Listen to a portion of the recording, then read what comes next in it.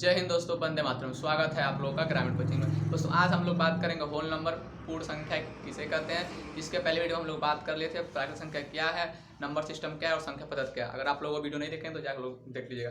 दोस्तों पूर्ण संख्या, होल नंबर, दोस्तों इसको जानने से पहले हम लोग को यह समझना होगा कि प्राकृतिक संख्या क्या होती है। तो दोस्तों गिनती की संख्याओं को प्राकृतिक संख्या कहते हैं। दोस्तों प्राकृतिक संख्या में हम जीरो को शामिल नहीं करते हैं, हम जीरो से कभी भी गिनती नहीं करते हैं। लेकिन दोस्तों वही जीरो जो बच गया रहता है, फिर उसको अभी तो घर बसाना है, तो दोस्तों उसका घर बसाने के लिए पूर्ण संख्या आता है। तो दोस्तों सिंपल है, जब हम प्राकृतिक संख्या जो जीरो को छोड़ दिया है, पूर्ण संख्या क्या करता है, उस प्राकृतिक संख्या में उस जीरो को शामिल कर देता है कि ले तू भी इसका घर बसा दे। तो जब प्राकृतिक संख्या में हम लोग जीरो को शामिल कर देते हैं तो वह पूर्ण संख्या कहलाता है। समझ गए आप लोग। जब प्राकृतिक संख्या में जब प्राकृतिक संख्या में जीरो को शामिल कर देते हैं तो वह पूर्ण संख्या कहलाता है। आप लोग समझ गए। लेकिन दोस्तों हम लोग ये भी कह सकते हैं कि जीरो से अनंत तक की संख्याओं को पूर्ण संख्या कहते हैं। आप लोग को याद होगा, एक से अनंत तक की संख्याओं को प्राकृतिक संख्या कहते हैं। बस वही प्राकृतिक संख्या जो अपने ढिठाई के कारण जीरो को छोड़ देता है, तो हम लोग उसी जीरो को, पूर्ण संख्या को लाकर उसमें शामिल कर देते हैं। तो प्राकृतिक संख्या में जीरो को शामिल करने पर पूर्ण संख्या कहलाता है। तो प्राकृतिक संख्या एक से लेकर अनंत तक होती है। तो अगर क्वेश्चन पूछ दें पूर्णांक संख्या कहाँ से लेकर कहाँ तक होती हैं, तो पूर्णांक संख्याएं जीरो से लेकर अनंत तक होती हैं। समझ दोस्तों आप लोग। पूर्ण संख्या किसे कहते हैं भूलेगा मत। प्राकृतिक संख्या में जब हम लोग जीरो को शामिल करते हैं तो पूर्ण संख्या कहलाती है। दोस्तों इसको हम लोग डब्ल्यू से दिखाते हैं, जैसे 0 1 2 3 और दोस्तों इनफाइनाइट तक। तो आप लोग ये बात याद रखिएगा, एक से लेकर अनंत तक की संख्याओं को प्राकृतिक संख्या कहते हैं। जब प्राकृतिक संख्या में हम लोग जीरो को शामिल कर देते हैं तो वह पूर्ण संख्या कहलाता है। क्योंकि प्राकृतिक संख्या जीरो से शुरू नहीं होता है, क्योंकि हम लोग किसी भी चीज़ को जीरो से नहीं गिनेंगे। अगर हम किसी भी चीज़ को जीरो से गिनते हैं दोस्तों, वह आप लोग हमेशा गलत ही गिनेंगे। अगर हम बोलें कि जीरो से गिनिए मेरे कितने आँख, आप लोग कहेंगे 0 1, क्या मेरा दोस्तों एक ही आँख है। तो दोस्तों इसी कारण प्राकृतिक संख्या पूर्ण संख्या को दोस्तों छोड़ देता है। लेकिन फिर जब पूर्ण संख्या आता है दोस्तों, वह जीरो को शामिल करता है किसमें, प्राकृतिक संख्या में। याद रखिएगा। तो दोस्तों यह हो गया, जीरो से अनंत तक की संख्याओं को पूर्ण संख्या कहते हैं। आप लोग समझ गए होंगे। दोस्तों प्राकृतिक संख्या के साथ जीरो को मिलाने पर पूर्ण संख्या बनता है। क्या बोले, प्राकृतिक संख्याओं में जब हम जीरो को शामिल कर लेते हैं तो पूर्ण संख्या बनता है। जैसे 0 1 2 3 4 5 6। दोस्तों अब देखिए, इसके भी कुछ गुणधर्म होते हैं।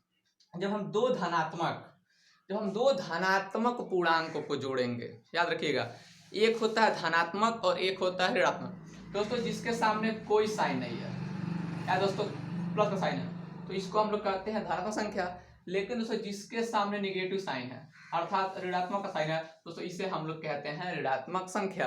तो एक बात लोग याद कर लीजिएगा, होल नंबर अर्थात पूर्ण संख्या में ऋणात्मक संख्याएं नहीं होती। दोस्तों याद रखिएगा, पूर्ण संख्या में केवल धनात्मक संख्याएं होती हैं। तो दोस्तों देखिए, दो पूर्णांकों का जोड़ तथा गुणा एक पूर्णांक ही होता है। देखिए कैसे। तो मान लीजिए दो पूर्णांक है, एक पूर्णांक बनता है आपका 3 और मान लीजिए एक पूर्णांक है 4। अगर हम 3 4 को दोस्तों जोड़ रहे तो 3 4 7 होगा। तो क्या 7 एक पूर्णांक है कि नहीं है? जीरो से लेके अनंत तक की संख्याओं को पूर्णांक कहते हैं। तो 7 पूर्णांक है कि नहीं है ना। और क्वेश्चन पूछ दे दो पूर्णांकों का योग एक पूर्णांक होता है, तो क्या दो पूर्णांकों का योग एक प्राकृतिक संख्या नहीं होगा? दोस्तों बिल्कुल होगा, भूलेगा लोग मत। देखिए 3 + 4 7 है, तो 7 एक पूर्ण संख्या भी और 7 एक प्राकृतिक संख्या भी है। दोस्तों ये मल्टीप्लाई भी। दोस्तों कहा गया है दो पूर्णांकों का गुणा सदैव एक पूर्णांक होता है। 4 3 12, 4 3 12, 4 3 12। दोस्तों 12 क्या है? 12 भी एक पूर्ण संख्या है, क्योंकि जीरो से लेकर अनंत तक के संख्याओं को पूर्ण संख्या कहते हैं। दोस्तों यह भी पूछ सकता है, क्या दो संख्याओं का गुणज एक प्राकृतिक संख्या नहीं हो सकता है? दोस्तों बिल्कुल प्राकृतिक संख्या हो सकता है, लेकिन कब? जब दोस्तों जीरो न हो। अब देखिए यहाँ पर, अब दोस्तों एक होता है क्रम परिवर्तन। दोस्तों जब हम पूर्ण संख्याओं के क्रम में परिवर्तन करते हैं, से जोड़ और घटाने में, तो उनके आंसर में, उत्तर में कोई भी बदलाव दोस्तों नहीं आता है। देखिए कैसे। दोस्तों अगर 3 + 4 को हम ऐड करते हैं तो 7 होगा। तो क्या हम अगर 4 + 3 को ऐड करेंगे तो 17 हो जाएगा? दोस्तों ये भी तो 7 ही होगा। कहीं चेंजिंग दिखा? अरे 3 + 4 कहिए या 4 + 3 कहिए, दोस्तों बात बराबर ही है। मतलब वही, एक कान ऐसे पकड़िए या कान ऐसे पकड़िए, दोस्तों आप कान ही तो पकड़ रहे हैं। दोस्तों ये होगा प्लस का केस। दोस्तों मल्टीप्लाई केस में वही होता है, 3 × 4 इक्वल टू 12 एंड दोस्तों 4 इंटू 3 इक्वल टू 12। तो यहाँ पर भी वही है कि अगर हम दो पूर्णांकों का मल्टीप्लाई कर रहे हैं, उनके क्रम को बदल दे रहे हैं, तो भी दोस्तों उनके आंसर में कोई परिवर्तन नहीं होगा। चाहे आप 2 3 या 6 कहिए, या 3 2 या 6 कहिए, या कान यहाँ से पकड़िए या कान यहाँ से पकड़िए, मतलब है आप कान पकड़ रहे हैं ना। दोस्तों ये आप समझेंगे। दोस्तों देखिए सबसे छोटी पूर्ण संख्या, अब बताइए सबसे छोटी पूर्ण संख्या। तो दोस्तों सबसे पहले जहां से जो शुरू हो रहा है उसकी सबसे छोटी होगी। तो पूर्ण संख्याएं कहां से शुरू होती हैं? पूर्ण संख्या कहां से शुरू होती हैं? तो पूर्ण संख्याएं 0 से शुरू होती हैं कि नहीं? अरे 1 से लेके अनंत तक के संख्याओं को प्राकृतिक संख्याएं कहते हैं। वही प्राकृतिक संख्याएं जो 0 को धोखा दे के छोड़ देता है, उसी को जब फिर हम लोग बुला लेते हैं तो पूर्ण संख्या होता है ना। तो दोस्तों 1 से लेके अनंत तक प्राकृतिक, लेकिन दोस्तों 1 से पीछे होता है 0, तो इसी को ना पूर्ण संख्या कहते हैं। तो दोस्तों सबसे छोटी पूर्ण संख्या 0 और सबसे बड़ी पूर्ण संख्या, सबसे बड़ी पूर्ण संख्या और सबसे बड़ी प्राकृतिक संख्या दोस्तों इनफाइनाइट है। इसे हम लोग परिभाषित नहीं कर सकते हैं, याद रखिएगा। अगर क्वेश्चन देता है सबसे बड़ी पूर्ण संख्या और सबसे बड़ी प्राकृतिक संख्या क्या बराबर होती हैं? दोस्तों एकदम होती हैं, दोनों इनफाइनाइट होती हैं। और क्वेश्चन दे दे सबसे छोटी प्राकृतिक संख्या क्या सबसे छोटी पूर्ण संख्या के बराबर होता है? दोस्तों नहीं होता है, क्योंकि सबसे छोटी पूर्ण संख्या देखिए, सबसे छोटी पूर्ण संख्या है 0 और सबसे छोटी प्राकृतिक संख्या दोस्तों 1। दोस्तों 0 1 के बराबर नहीं है, इसको आप लोग याद रखिएगा। और देखिए दोस्तों अगर हम नंबर लाइन संख्या रेखा पर बात करें तो दोस्तों 0 को हम बीचों बीच में रखते हैं। दोस्तों अगर हम 0 के दाहिने तरफ जाएंगे तो दोस्तों इधर हमें धनात्मक प्राकृतिक संख्याएं मिलेंगी। दोस्तों 1 2 3 4 5 6 सब दोस्तों धनात्मक प्राकृतिक संख्याएं हैं। दोस्तों क्या है, यह पूर्ण संख्या है कि नहीं है? दोस्तों पूर्ण संख्या भी ऋणात्मक नहीं होता है, इसको आप लोग याद रखिएगा। पूर्ण संख्या कभी भी ऋणात्मक नहीं होता है, पूर्ण संख्या धनात्मक ही होता है। और प्राकृतिक संख्या भी ऋणात्मक नहीं होता है। अगर क्वेश्चन पूछ दे कि क्या प्राकृतिक संख्या और पूर्ण संख्या ऋणात्मक होते हैं, तो बिल्कुल नहीं होते हैं, याद रखिएगा। हम किसी भी चीज़ की गिनती ऋणात्मक नहीं करते हैं। अब ऐसे नहीं गिनेंगे कि मेरा 1 2 मेरा -2 आंख है, 1 2 -2 है, ऐसे नहीं दोस्तों।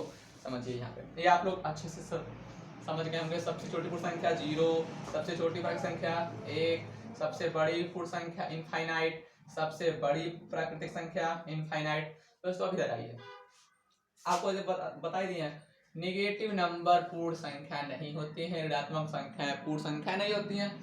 सभी पूर्ण संख्या का एक पूर्ववर्ती होता है, सभी पूर्ण संख्या का एक पूर्ववर्ती होता है।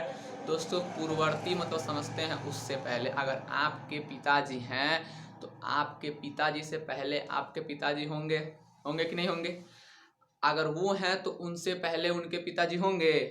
तो दोस्तों मतलब उनके पूर्व, मतलब अगर हम हैं तो हमारे पिताजी होंगे, वो है तो उनके पिताजी मतलब उनके पूर्व। तो प्रत्येक जो संख्या है उनका कोई ना एक क्या कहते हैं पूर्ववर्ती होता है। देखिए दोस्तों जैसे कि आप लोग हम समझाते हैं, 4 है तो 4 का पूर्ववर्ती मतलब 4 के पीछे दोस्तों 3 होगा, 2 का पूर्ववर्ती 1 होगा, 6 का पूर्ववर्ती 5 होगा।